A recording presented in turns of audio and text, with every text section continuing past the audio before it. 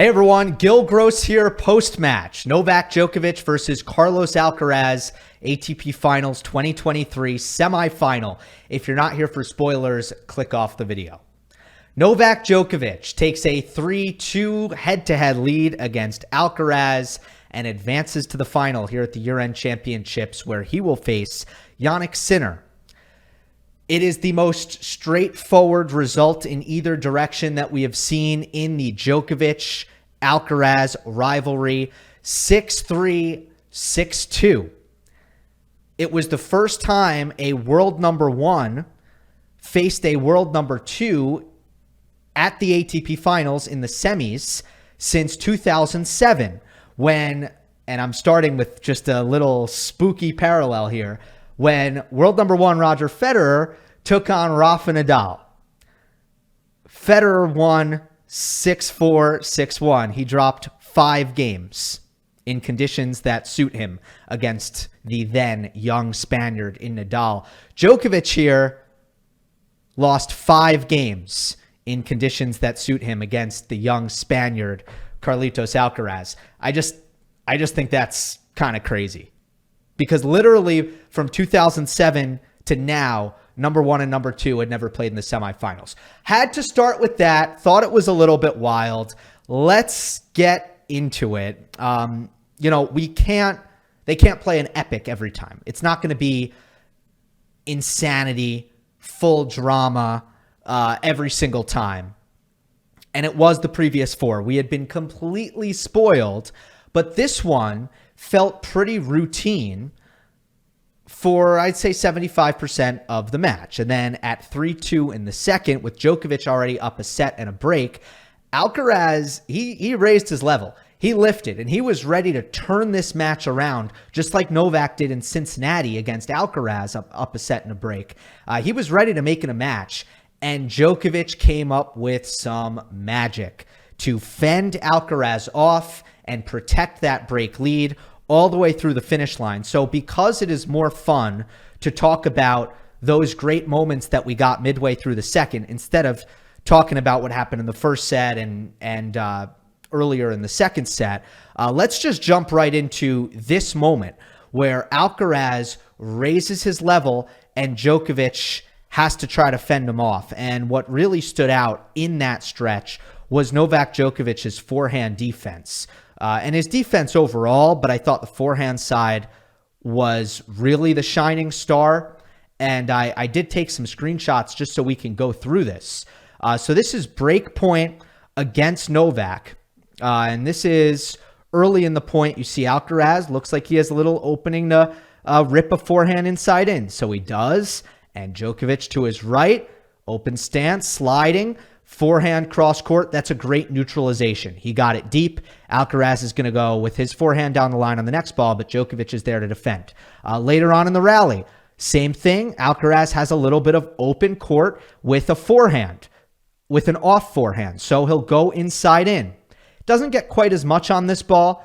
So Djokovic is going to get there in a little bit more time, and you can see he's not quite as stretched out. And this is an easier neutralization. But again, Djokovic, deep cross court, and we play on in this crucial break point. Now, Alcaraz has a chance to hit his backhand down the line, where Djokovic had actually just gotten up to a shorter, flatter, lower ball. So you can see he's pretty close to the baseline here. And there's a lot of open court for Alcaraz to hit this backhand down the line into. So there he goes. And now Djokovic is really scrambling to his forehand. It's going to be a very tough ball to defend. Full stretch, slice defense. And this one's going to float, but he gets it at least deep enough to keep Alcaraz back. So Alcaraz hits this next forehand with both feet behind the baseline, which is going to be crucial. But because Alcaraz has all day to load up for this forehand, he's going to hit this next one with all the force that he can possibly generate. He goes cross court. By the way, look at Djokovic's positioning here. He has a feeling that Alcaraz is going to go cross court. He's shading in that direction. So good anticipation, good read by Novak. So again, to the right, Djokovic goes. And this time Alcaraz is coming forward. Djokovic hits an absolute beauty, uncorks it cross court for the pass, and that saves break point. I'll talk about what happened later in that game in a moment, but here's the next game with Alcaraz serving at 2-4. Djokovic smells some blood in the water. Another running forehand here, and Djokovic hits a beauty cross court with pace, with depth. Alcaraz has the slice grip. He's going to try to hit the drop shot. He has a lot of court to hit the drop shot into, but Djokovic's ball is coming so fast at him that Alcaraz can't hit a good drop shot. Novak gets there. He redrops. He wins the point, and that is going to make it 15-40. So now Alcaraz saves one break point. No, actually, I don't know if I got that right because that does make it 15-40. It looks like Alcaraz forces deuce, and now later on, it's break point for Djokovic. Alcaraz doesn't have much of a chance here on this forehand. It's not a clear opening, but he's going to decide to just go really big on this forehand cross court. He has some angle to work with, so he's going to up the speed. He's going to break the sideline. Carlitos comes up with a great forehand here. Djokovic again to his right, full stretch with the forehand. And he's able to, crucially, just make the ball. There's decent depth. There's decent pace. It's not a beautiful neutralization, but it's a decent one. And Alcaraz misses this forehand down the line long. That is the break. It is now 5-2, and Djokovic surely is going to win the match at this point. He does close it out on his serve, first time of asking. It's not normal for a player to be under pressure, moving to their right on their forehand that many times. And each and every time he delivers the neutralizing forehand cross court. In some cases, when he had to, the counter-attacking forehand cross court, like when he had to make the pass on that break point to save it. So this was just a crucial stretch right here because, for the first time in the match at 3-2, Alcaraz starts to work the point and kind of turn some defense into offense. He does it twice in a row, 15-all at 3-2, then 15-30, and he creates two break points. 15-40, Djokovic service winner, 30-40, the passing shot that I showed you, then deuce, Djokovic serve plus drive volley on the forehand, this ridiculous angle that he hits on the forehand swinging volley from the middle of the court, winner on that one, and then a service winner on add-in to hold serve and make it 4-2. And that was the moment. That's the most important game of the match, bar none, because that is where Alcaraz made his move to make this a match. But before Alcaraz made that push, and Djokovic had to come up with 4 great points in a row from down 15-40, and then, play that excellent return game at 2-4 as well. So before Djokovic was really forced to raise his level, Alcaraz was giving him a lot of mistakes, way too many. And that loomed large in the first 75% of this match. And I'm going to go through them right now. First game of the match, Djokovic starts on his serve, and Alcaraz gets 2 break points. He gets 2 second serve looks on those break points, and he makes 2 unforced errors early in rally. Couple of Djokovic service games later, at 2-all in the first set, Alcaraz once again applies pressure. He gets it to 30-all, and he misses an easy forehand volley at 30-all. Then at deuce later on, he has 3 chances to pass with Djokovic at net. It was good net coverage. It was good anticipation by Novak. But on at least one of those 3 passing shots, Alcaraz should have been able to get it done and win that point. The third one was a lob that landed a little too short, and Djokovic was able to hit an overhead to finish. Now we shift to Alcaraz's serve at 3-4. This was the only break in the first set. Alcaraz missed a neutral backhand at 15-30, One that he was just trying to trade cross court and he missed it long. He was not under any pressure on that shot. And then he missed another one at 30-40 on break point, where he was trying to attack with his backhand down the line. I thought it was a questionable decision. It was not a egregiously bad decision by any means, but it wasn't a short ball. He didn't have any open court to hit into.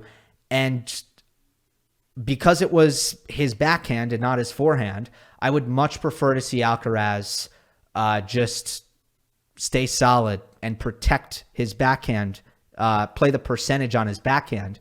If you are going to take a risk from neutral, if you're Alcaraz, do it on your forehand. That's my opinion. So I didn't think it was a good decision, but it was two back-to-back unforced errors by Alcaraz on his backhand in this 3-4 game for Djokovic to get the break. We go to 1-1 in the second set. This is the next break of serve in the match.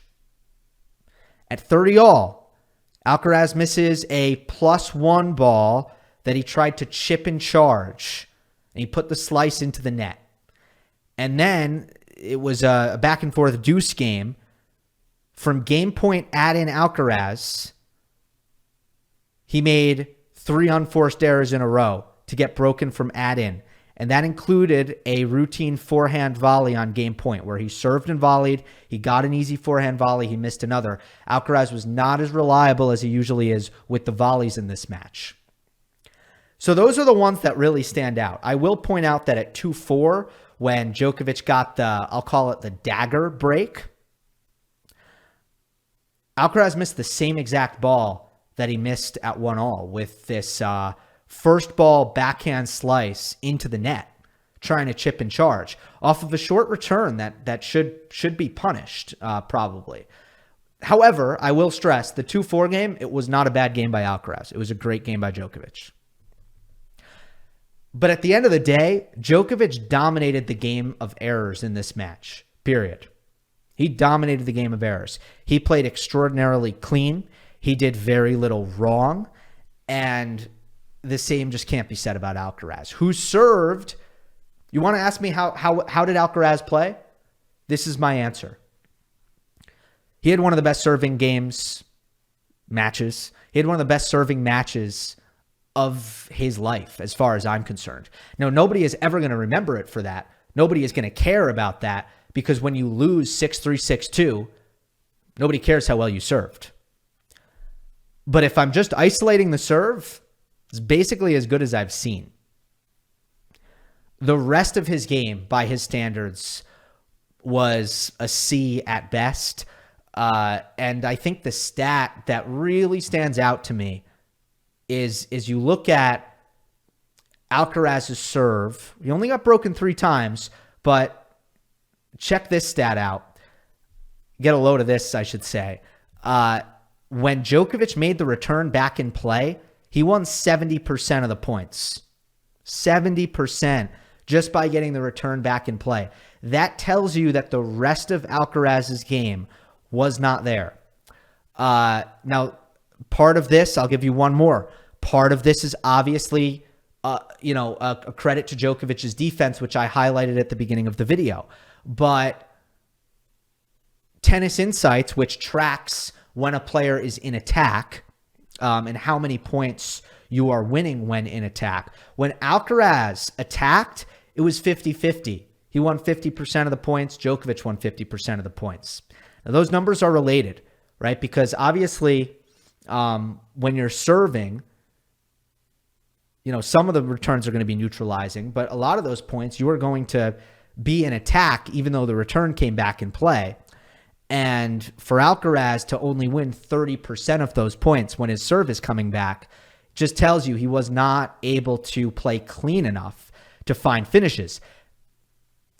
I'll also just give you, in this case, the winners to unforced errors ratio, which I think is really, really telling. It's less telling if you include aces. Alcaraz out-aced Djokovic 10-3.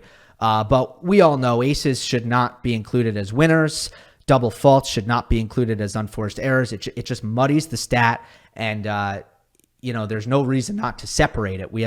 if we're able to separate it, it tells us more. So let's separate it. And again, we're taking the serve out of it, which Alcaraz excelled in. And we're looking at the rest of the game. Alcaraz was at 12 winners to 21 unforced errors. Djokovic was at 9 winners to 7 unforced errors. So 12 to 21 was the Alcaraz ratio if you take away the aces and the one double fault.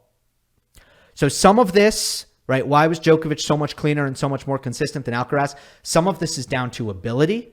Like at the end of the day, I don't believe that Alcaraz has the ability match by match to be as consistent as Djokovic, which is down to things like technique and stroke production. But also some of it is about aggressiveness and philosophy, which comes down to what targets are you choosing? What pace are you playing? What height are you playing? But whatever it is, you can analyze all of those things kind of individually. But in the big picture, the errors that were being made from offensive/neutral positions were a major decider here. Djokovic, yeah, there were a couple of them, some volleys and some forehands here and there that it could have been finishes, but most of them, they were in throwaway spots. He was up 40-love. He was up 40-15. For Alcaraz, a lot of them came in big spots, these big points like I highlighted. And that's going to make all the difference. The last thing I want to talk about is second serve battle. There's a really big difference between the 3 players that Alcaraz played in the round robin and Djokovic. So Alcaraz won the second serve battle in all 3 matches he played. He won a higher percentage against Zverev, against Medvedev, and against Rublev. But the difference between Zverev, Medvedev, and Rublev on the second serve return is they don't attack the ball. Now, Rublev tries, but if you kick it to his backhand, he doesn't do it all that well. So if you hit a good kick serve to Rublev's backhand and you break his contact point, you're probably going to be able to start the point at least from neutral, and Andre might have trouble putting pressure on you. Medvedev and Zverev, more often than not, they choose not to attack. And then you look at, well, what do they do on their second serve when they're serving? All 3 of them have attackable second deliveries. Back that up with statistics. If you look at the rankings among top 50 players, this is the rankings in second serve points won percentage. I'll start with Rublev. He's 27th in the top 50. So basically average. Medvedev is 44th out of 50. Zverev is 46th out of 50.